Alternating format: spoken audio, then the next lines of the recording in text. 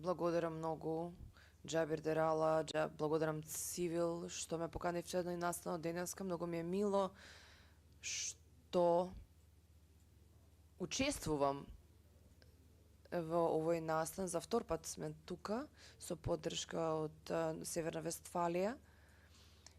Нешто за себе да кажам.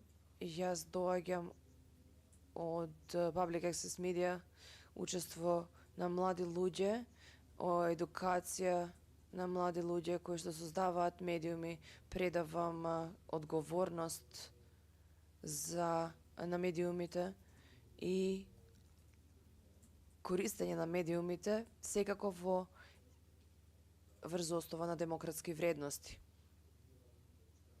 Јас сум председавач на меѓународна организација од 150 медиумски куќи, универзитети, слободни радија во Германија и врз основа на ова ние започнавме со проектот Медиумски диалог и поентата беше да поддржиме, кога започнавме нели во 2015 година, да го поддржиме украинското општество. Киев после Мајдан и создадовме процес за самофинансирање за да се дискутира, затоа што ова беше многу важно за развојот на демократијата. Да го развијат тие самиот форум, не да им дојдеме ние од страна да им кажеме што треба да прават. Самите млади луѓе да се соберат, да земат предавајќи од универзитетите, каде што одат да научат дека демократијата значи да се соработува, да се наоѓаат заеднички решенија и да се отворат дискусии. Ова е една од главните точки и да се покаже секако преку проектот за медиумски диалог, нели откако ги вклучивме Белорусија во 2016 година, не знаевме што ќе се случи подоцна. Арменија, Грузија ги вклучивме и Молдавија за да донесат своји студенти и своји предавачи и да создадат своји медиуми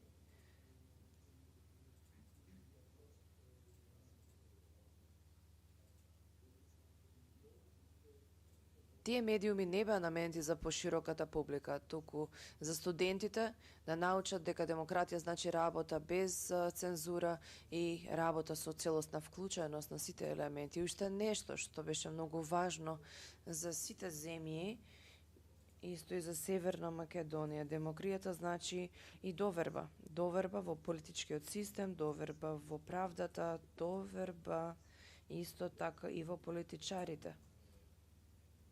И во процесот на изборниот процес.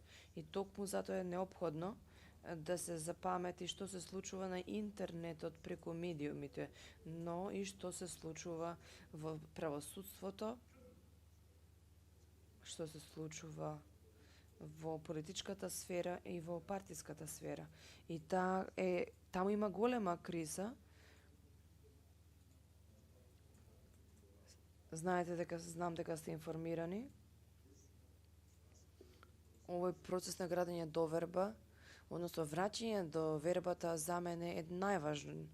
Да се врати до вербата значи да се работи на меѓународен план, да се доведат луѓе од различни земји, демократски земји или земји кои што се развиваат, каде што се развиваат демократијата, да се донесат млади луѓе, постари луѓе со универзитети, со предавачи, со новинари како Михаел, председателот на Федерацијата на новинари во Германија, тука е како гостин со нас, да се сплотат сите заедно за да се дискутираат нашите проблеми.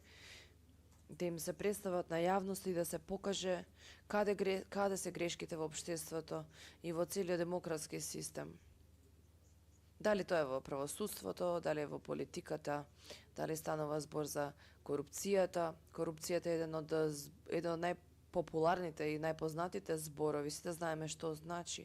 И да им се објасни како како функционира парламентарна демократија. Тоа е еден образовен процес. Денешната покана е слична, да се соработува во свет без војна.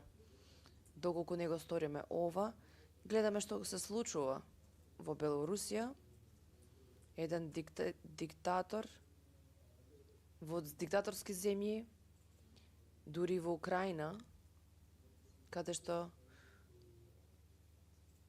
ќе се укине демократијата, се заканува војна. На овие прашања треба да се размислува и треба да бидеме реалистични оптимисти. Но силни демократи да се бориме за демократија и за нашите права, но и правата на другите на демократски начин, да се изнедат решенија, да не се прибегнува кон поларизација, да се надмине поларизацијата, и тука медиумите се многу важни како инструмент.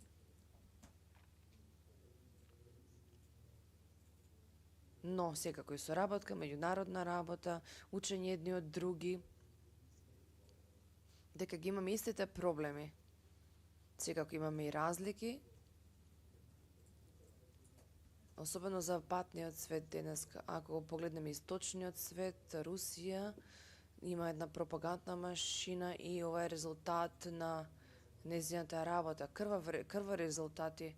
Нема алтернатива во борбата против демократијата, и токму ова што сакав да го кажам